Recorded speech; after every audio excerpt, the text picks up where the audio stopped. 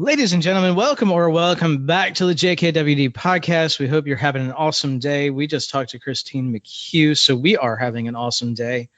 Actually, maybe I shouldn't speak for you, Kelvin. You having an awesome day yet? Josh, I think with the within the auspices of the podcast that we have, I believe you are within your realm to speak for me. We had a great time. Yeah, she was awesome. and she smiled and laughed a lot. So we had a good time. Yeah. So Christine McHugh is the author of From Barista to Boardroom. We talk about her rise from pouring coffee at Starbucks to executive to coach to executives.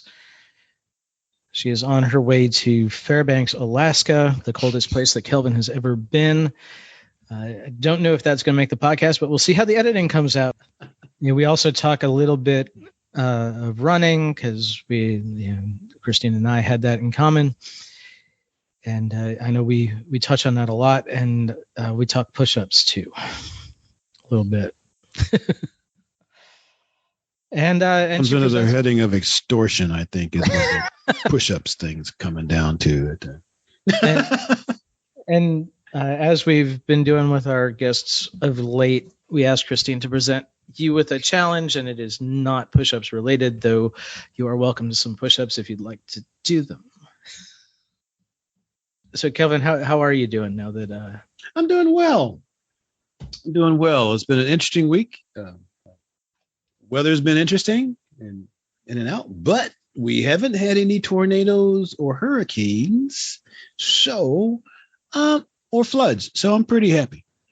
Good. Pretty happy. Doing well at other things. Lost a couple pounds, feeling good about that. So, hey, and I'm just loving life. How about you? I'm doing great. My training prescription was 5 miles this morning. I went out to do 7, and I came back having done 8. I reorganized my workspace a little bit so that I have sort of a standing desk, and trying to ward off that too much sitting. We'll see how this goes over an actual 8-hour shift, but so far it's working. Do that through a shift too? Yeah, if I need to sit down here and there, I will. But so far it's working well for the hour and a half podcast recording. Cool. What else? We did have we had a tropical storm and a couple of tornadoes over here, but just some leaves down in my neighborhood. Fringe stuff versus Main Street, right? What's that? Your tornadoes and stuff. I said fringe stuff versus coming down the middle of the. Yeah. Well, they weren't where I am. They were out in the flatlands. Got it. We're pretty flat over here, but we got houses and trees and stuff, and they tend to form where there's just plains. Yeah. Flat farmland, and there's a lot of that in this area too. Gotcha. But I think we had an EF1 and an EF2 both touch down, and not a whole lot of damage from what I understand, fortunately. Good. Other than that, we're doing great. And we're brought to you today by Vitamin K Daily. Get a daily dose of positive from the Prince of Positive himself, Kelvin P. Ringgold Sr. He's the other guy talking. He didn't talk much today. I don't know. I don't know where I got the chatty. I don't know, but it's good. That's not normally me. It was that run this morning. Must be. Wake up every morning to Monday through Friday. Find out how your day is going to be awesome and how awesome your day is going to be. Get yourself 4 weeks free at vitaminkdaily.com. After that, just $24.95 a year. Where are you going to get a deal like that these days? But if during your 4 weeks you find out it's not for you, just cancel anytime. You will not get charged. VitaminKDaily.com. That's VitaminKDaily.com. I'm going to shut my trapping on the other side of the music. you'll hear a conversation with Christine McHugh.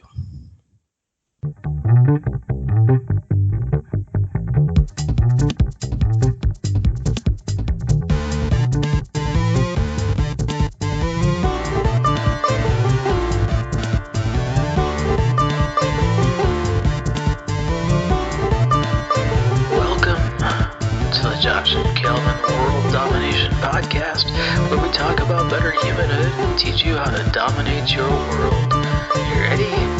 Here we go. Welcome to Thank you.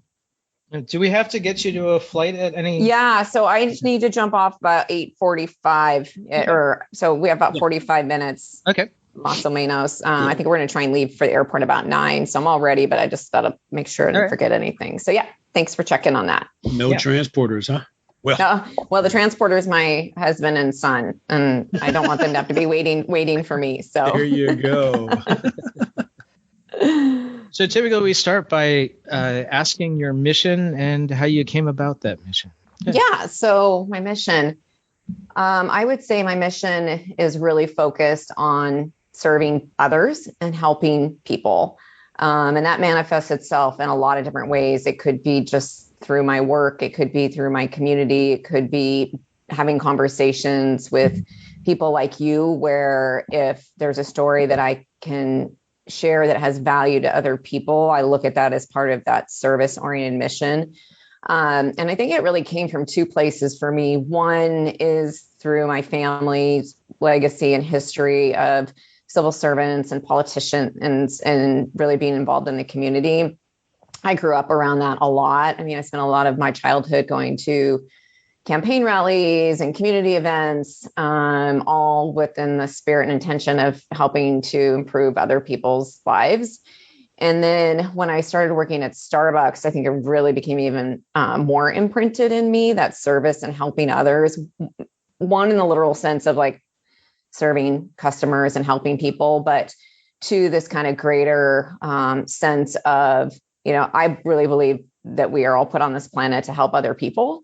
And that personal mission of service is pretty instilled in me, both from my childhood and from my time at Starbucks. So yeah, that's me. That's my mission.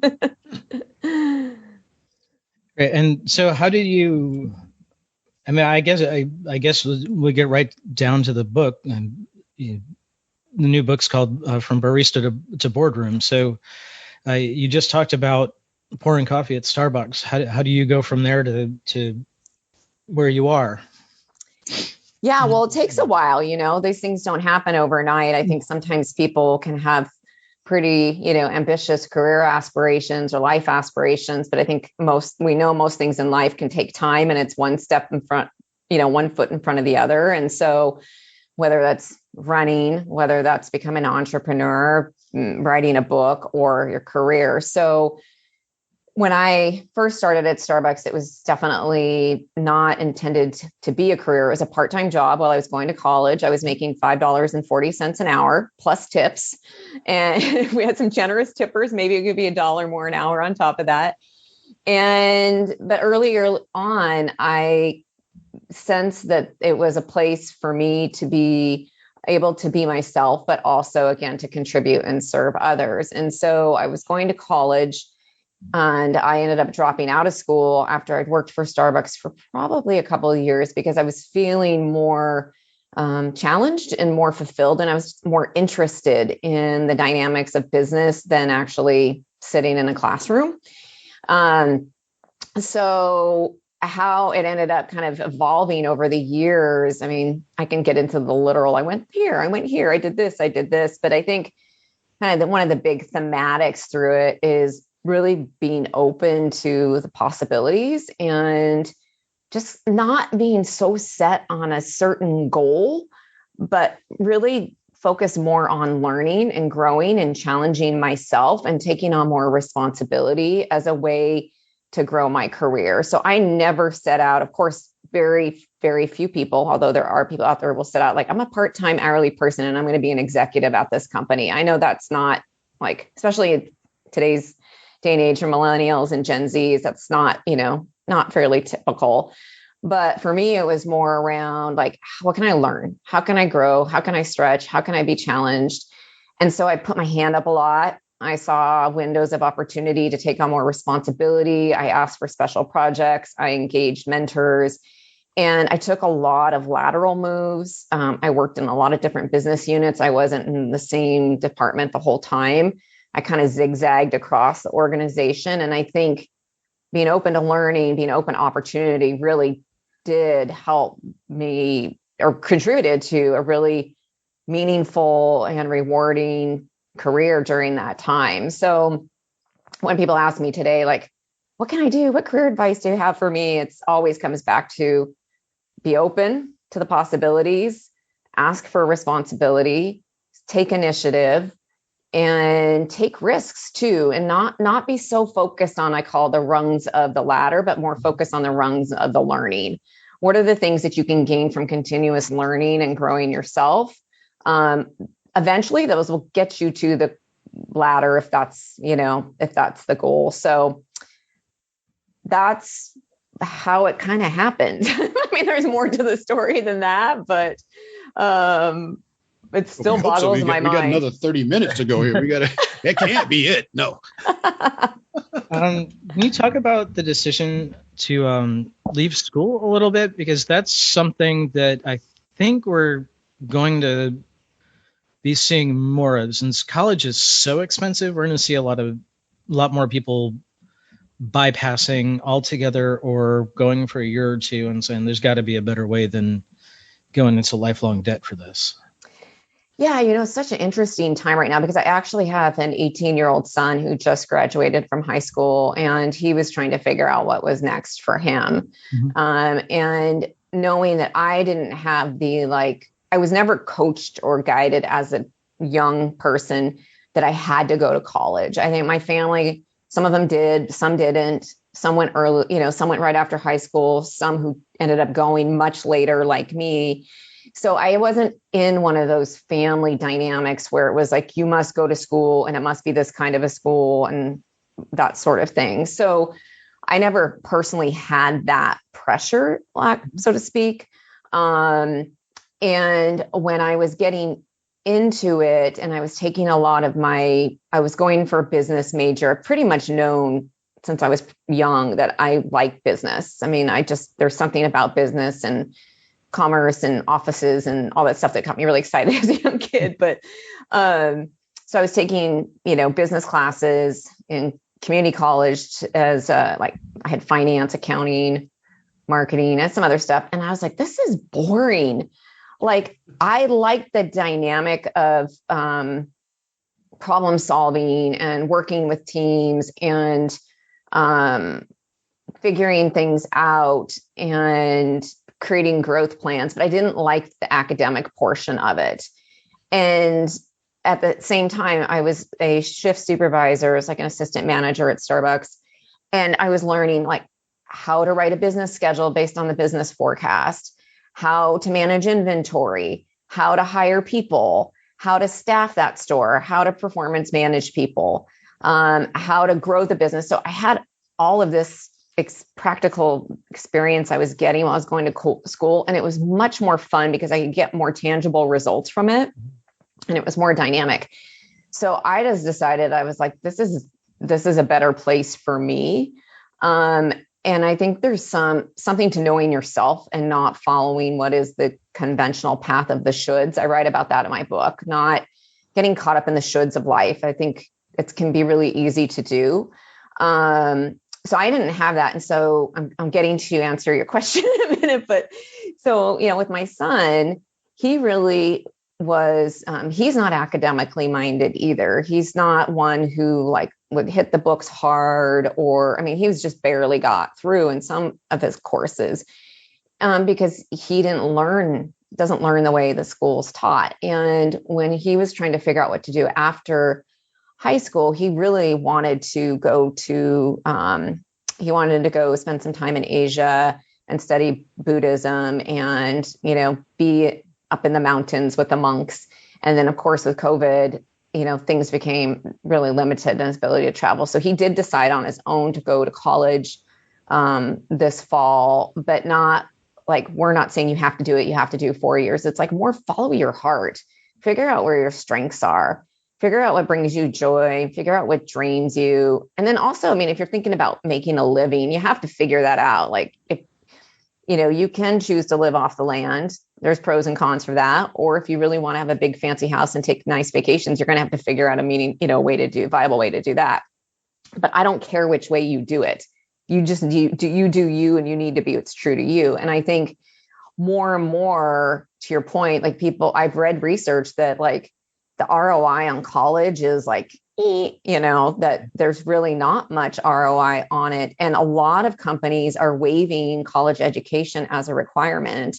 I think Amazon recently waived that as a, they don't even look at your educational credentials, I don't think, as much as they used to, because it's just not as valued. So many people are learning in a much more dynamic way. So it'll be curious to see what happens. I do think there are probably certain industries that are a little more traditional and stalwart that like might quote unquote require certain education level. And there will certainly be, pressures for people to get into certain schools. But I'm hoping that in time, there will be a recognition that people learn in a lot of different ways and can get skills and experiences. So long-winded answer to your question, but I like it's relates to my own story, both as a student who quit school and having a college age kid who's at that critical juncture.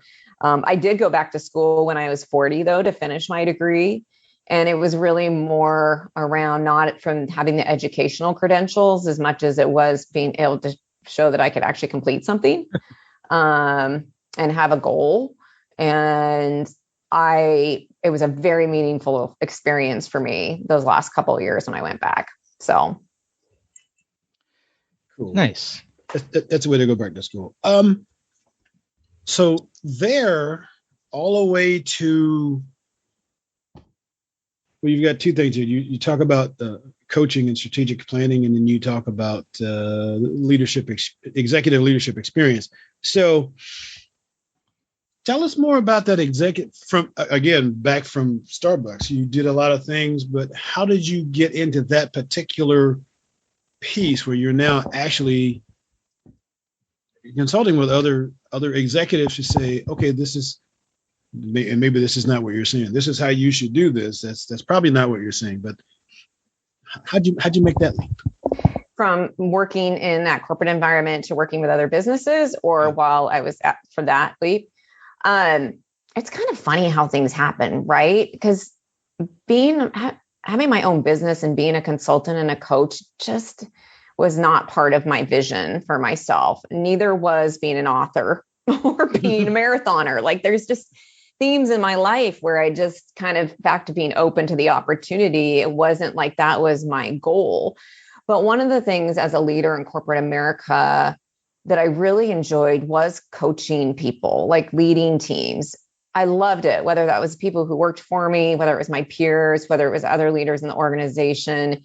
It was just a natural place for me because I have a curiosity in people, what makes them work, what makes them effective, where are they challenged. And so it just naturally kind of is something that I subscribe to and prioritize.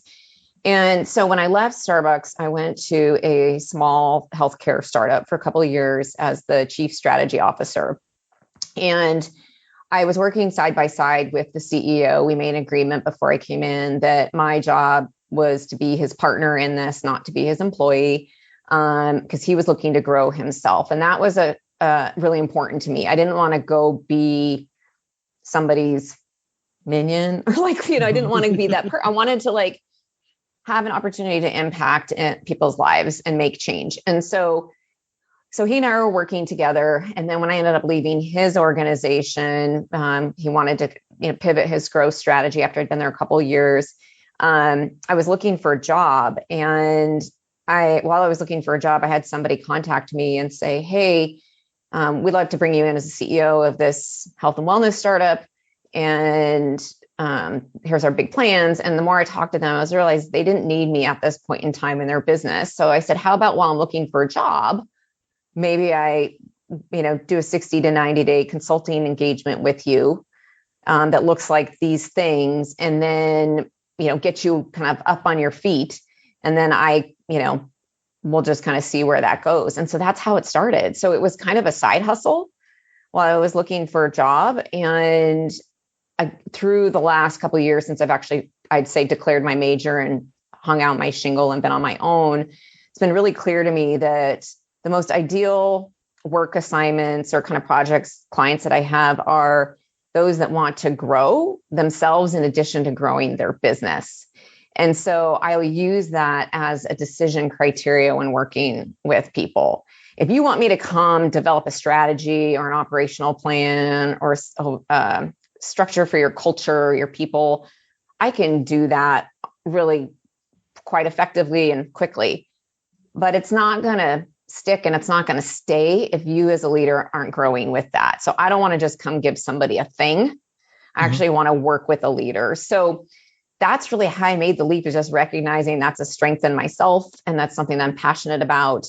And then just dabbling in it and seeing if it was something that I liked and I was good at. And so now it's like I said, it's been almost 2 years, and I'm fortunate that it's been fairly steady. I had a couple of months with early in COVID where I work a lot with small businesses, small to medium size, where a lot of those just kind of like disappeared. But I just hung in there, and fortunate to have had a really, I'd say pretty solid start to this entrepreneurial thing I'm trying to figure out. So it is. You're very precise with that explanation. Yeah. I mean, if people are like, what's your plan? I'm like, I don't know. I have goals. Like, I have a whiteboard right here that has my annual goals. And then I break them down, what am I going to work on this week? And then each day I plan the day, and the goals are color coded to the activities. But other than that, so I don't want to say it's winging it, but again, back to that, just being open to see where things go and not be so structured with a plan, which is a real big shift for me. That's a growth in me because I like structure. I'm a very structured human being. Obviously, I got up to run 10 miles this morning, right, so I could do this and then get on the plane and do all those things. So y'all people are sick. That's all it is.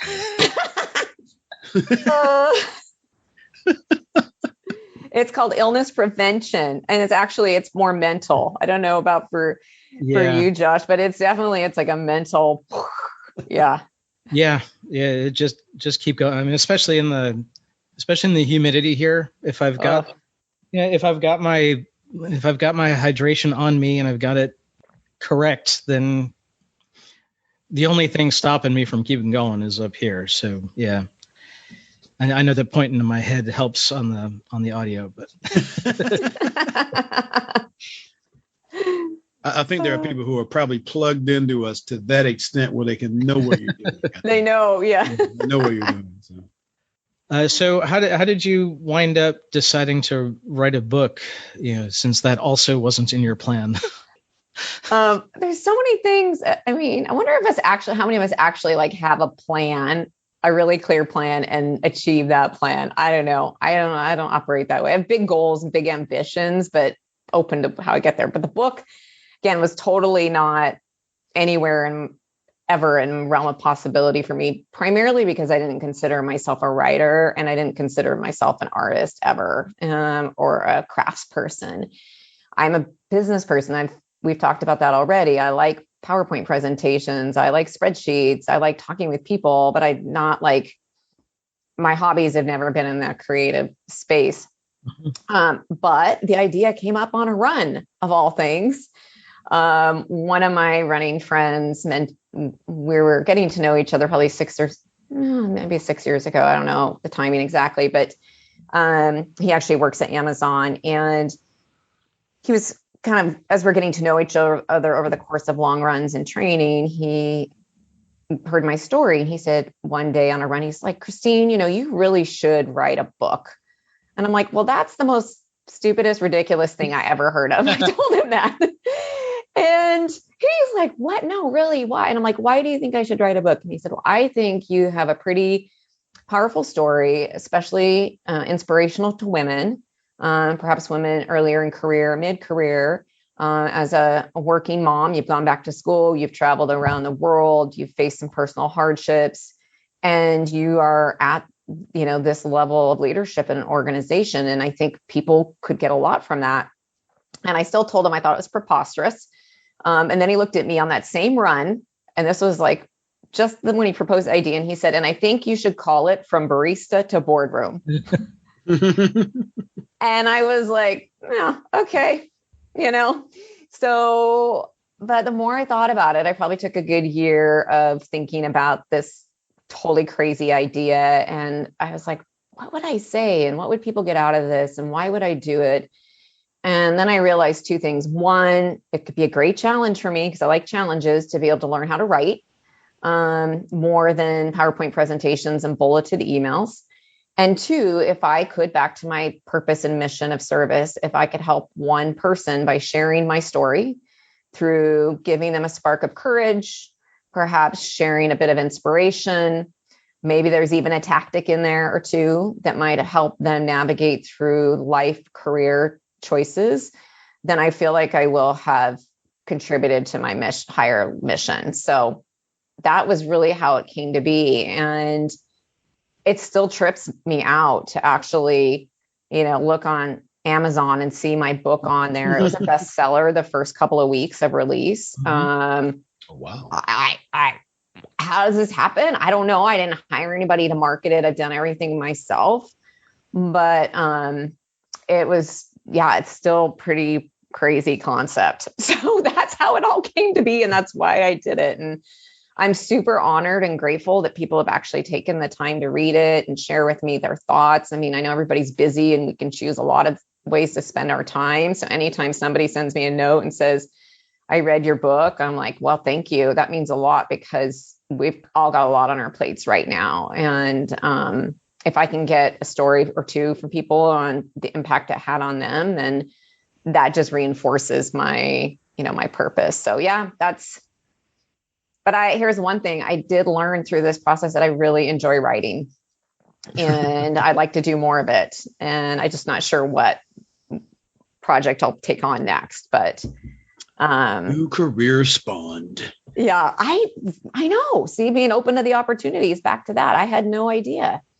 Definitely not a money-making endeavor. It's going to take a long time for me to break even with this project, but it's very fulfilling, and you never know what could happen and where it might lead. So yeah, so that's how the book came to be. Only one of the right people has to read the book to change the trajectory once again.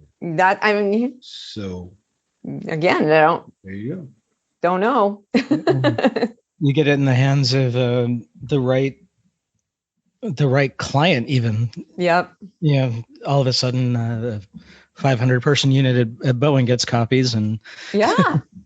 Well, that's true. I right now, my goal is to just get it in as many hands as I can, in the spirit of helping people. And I've had people ask me, especially people who are authors, which way should I buy your book? Which is going to be the most profitable for you? And I'm like, I don't care really right now, because maybe it is more profitable to buy it from this source versus this source, but that's not my goal. My purpose is not to make money with the book. The purpose is to help people. And so if it can get into as many hands as possible and therefore help people, then I'm good. 30 cents here and there on the profit line isn't going to be as good as 7,000 here and there for a speaking engagement.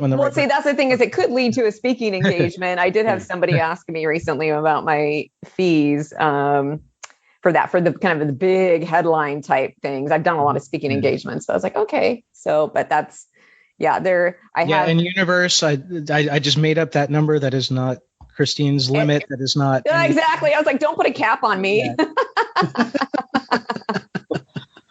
Yeah. Awesome.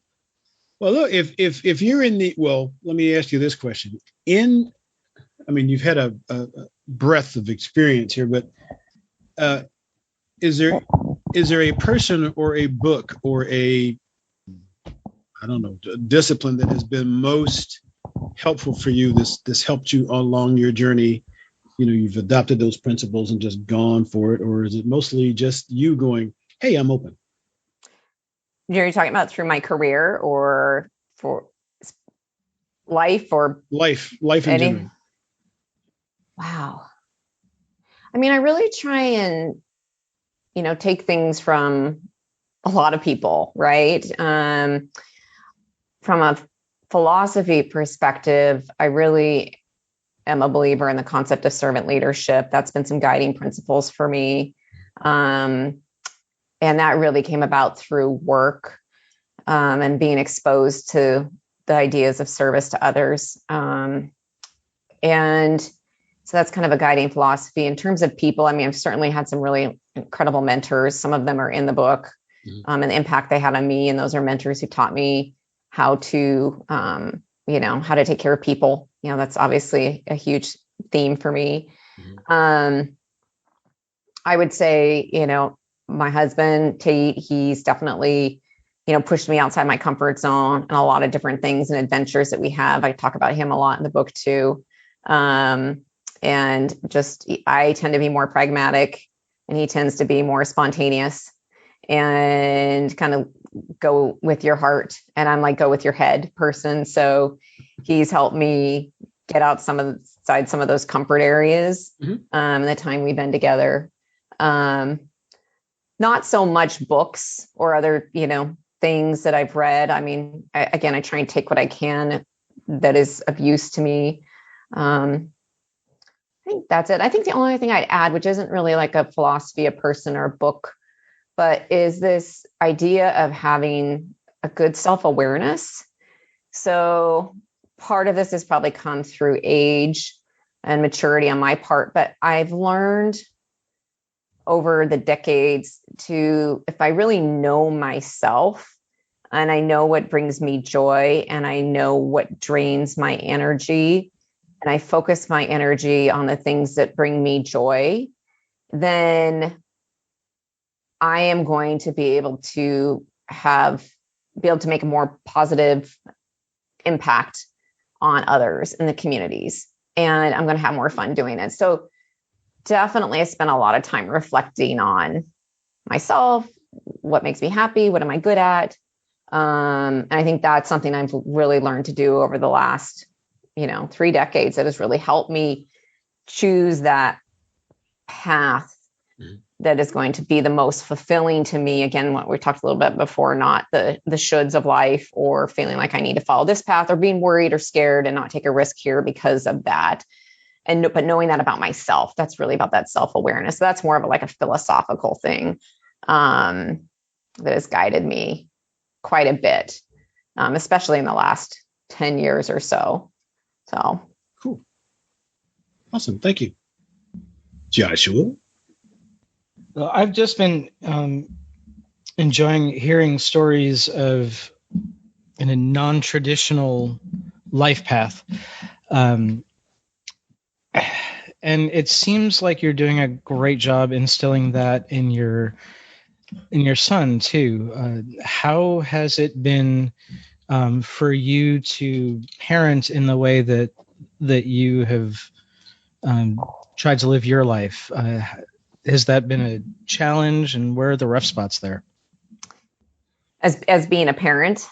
Yeah. And in parenting toward, growing, toward helping your son grow in a way where choosing a non-traditional path is not only an option, but encouraged. Yeah. It's been a journey, because as much as I've had that personal experience and my husband's also had that personal experience,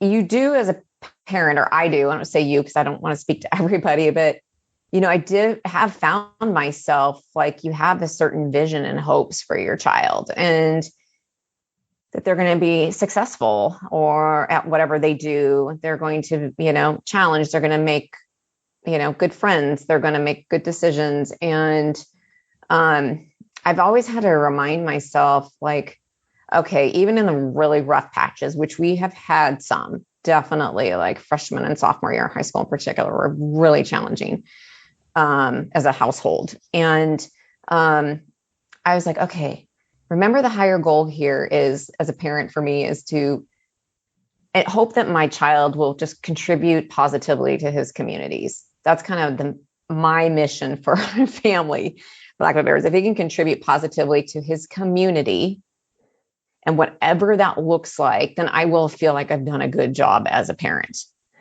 And so that I've had to just keep in mind, where I might see, you do get into a place, or I do get into a place where like, oh, so-and-so's, doing better in school. So-and-so's doing better in sports. So-and-so's, family's doing better in this. And like, even if it doesn't make your child's heart sing, I have to let go, right? As a parent, because it's not my life. And, I kind of feel like sometimes I want him to go out and just do more. Like I was actually surprised that he decided to go to college this next year, because that wasn't out of pressure for me. I was kind of hoping that he would do something completely different. I definitely want him out of the house. I wanted to like have that independence, right? I wanted to like go experience the world beyond your own, and well, I mean, but also the year that he kind of had to decide, we're all sort of locked up, and travel wasn't really a possibility, and you can only travel to some places now, and with certain limitations, and Japan's locking back down, and as we record this, so he might have just seen limitations there, and maybe that's something for after sophomore year. Who knows? That's what we said. Like it could be next year, but like I am thrilled that he's going to school out of state. It's like a 9-hour drive, so it's still kind of close. And I'm really excited that he's just going to have this whole new opportunity to be independent. And I'm really thrilled that he made the decision himself. Right. That's the thing, is like making those decisions capably, thinking through that, the scariness part of it, the excitement part of it. So, we've also done a ton of travel as a family all over the world. And I think that's exposed him to just all the other alternative ways of living and being, and family constructs and cultures and things like that. And I hope that kind of opens his mind. I know it does. Actually, I don't say hope. I know it opens his mind to kind of what it could be.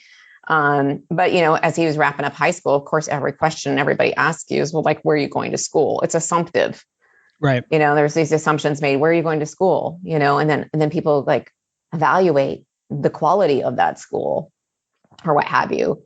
And like, he needs to have his own experience.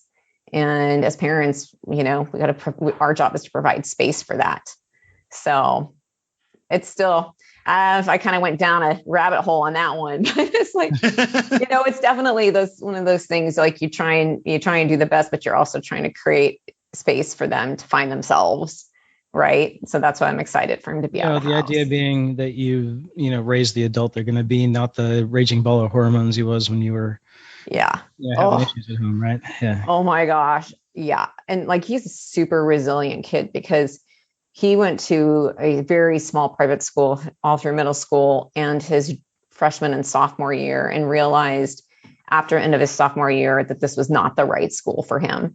So he switched schools, went to a public school, which probably had more than, I don't know. I think his whole class, his private school had 100 kids in his class. And then this class that he just graduated had like 600. So, but he made the decision. He was in that school for 3 months. The pandemic hit. So, and he's still like, because he was in the middle of his junior year and pandemic hit. So he spent basically his whole time at that high school in a remote learning situation and not even a chance to get in that community, and still made this decision to go do, something for himself. So it's pretty impressive to me. Like that's resilience. Being able to do that, navigate through all that. Yeah. Well, before we kind of run up on time, I want to ask you if you have a challenge you'd like to present to our audience, and you can use us as surrogates so that you have some actual humans, some faces to put on that. Josh is trying to get me active and stuff. He's doing this challenge things to beat me up. So I'm supposed to put out a challenge, or I'm supposed to ask and for help with a challenge? not necessarily a physical one. Oh yeah, no push-ups. We're not doing like a push-up challenge now. We can do a push-up. We can do push-ups. Yeah. Not many, but last year, I think it was a month. We've talked about, not. We've talked about, staying away from the shoulds and that, but how do we stretch our comfort zones a little bit? Yeah, I think that would be something I'd love to challenge people to do is, take a moment and just kind of do some self-awareness reflection. What are the things that bring you joy? What are the things that drain you? And then identify one change you want to make. I read this quote recently. There's a meditation leader named Watkins. I don't know if you've heard of him. I wouldn't say he's a guru, but he sends out these daily dose quotes, and they are like little drops of wisdom, I guess, and reflections. And spoke to it's called The Realest Thing. So he says, many of us have a dream, a big dream. We envision the creation of something that could make our life or the world better, and we imagine how wonderful it would be to actually do it. Then we get weighed down by the endless demands of life, and we begin compromising. But not with our demands, we begin compromising with our dream. We rarely ask, what if all the demands aren't real? What if some are tests to see how committed we are to our dream? And what if our dream is the realest thing we have? And I just love that, because back to like the things that bring you energy and the things that drain you, are we letting the things that drain us take away from the things that give us energy? Right? We're the ones that have control and power to change that. And so when I saw that quote I just think I need to print it out and stick it up here in my office, because I've gone back to that quote like 6 times in the last month. I think the challenge is that we do let those things start to consume us, and sometimes don't take that pause. And then all of a sudden, all the time's gone by, and we've spent less time on the things that bring us joy and more time on the things that drain us. So that's the challenge. Make a short list, and then pick one thing you want to try and do that will bring you more joy and less draining. And then we'll do the push-up challenge. Or maybe you can, if you're having trouble writing your list, start doing push-ups, and somewhere around number 837, your brain will find that list.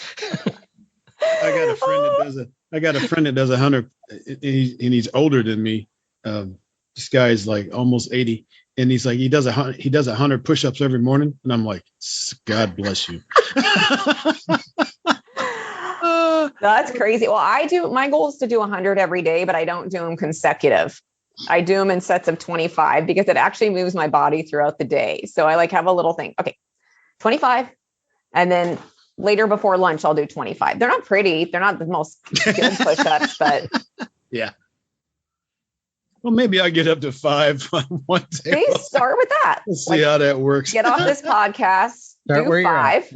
Start with 5, and then just see where it goes. Yeah. Oh, that'll be my new book. It started with 5. Yeah. That's it. By the end, I love it. I'm going to read that book. But by the end of the year, Kelvin's shoulders will have filled the screen, and we'll be like, wait a second. I know where that started. Exactly. It all starts with those little steps, right? Date and time. There you go. All right. Well, we want to be respectful of your time. We know you have an airport to get to. Where do you hang out most online? Where can people find you? Where do you want people to interact with you? Yeah, I'm most active on LinkedIn, and Christine McHugh. I think my actual LinkedIn link is like Christine McHugh Executive. but Christine McHugh. And I'm somewhat active on Instagram, but I have 3 Instagram accounts. One is devoted to running, which I know Kelvin's going to love that one. Oh, yeah. It's Christine McHugh Runs. But I also have a Christine McHugh Consulting Instagram site. So those are the most active places. I do write a regular blog through my website that people can subscribe to. I tend to share a lot of leadership stories and leadership profiles on there. And that's ChristineMcHughConsulting.com. So yeah, but LinkedIn is where I'm like pretty most visible and try and stay pretty engaged. And I love meeting people. So I invite people to connect and engage in dialogue. And yeah, so. Great. We'll have all those linked up in the show notes. Awesome. Thank you so much for being here. We will let you know when this is up, and you enjoy the rest of your day. Yeah, thanks for the opportunity. It was great chatting with you both. Have a good weekend. You too. All right. I will. Fairbanks 5 push-ups, Kelvin. 5 push-ups. Can we do it before you shut off record? We'll keep you posted. Oh no. we'll keep you posted on those. All right. Take care. Have a good day. Thank you. Bye. Bye.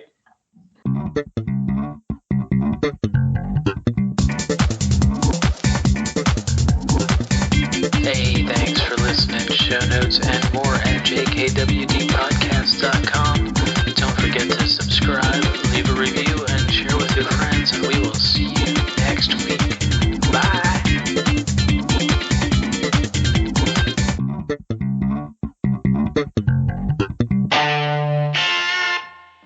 A Better Humanhood production.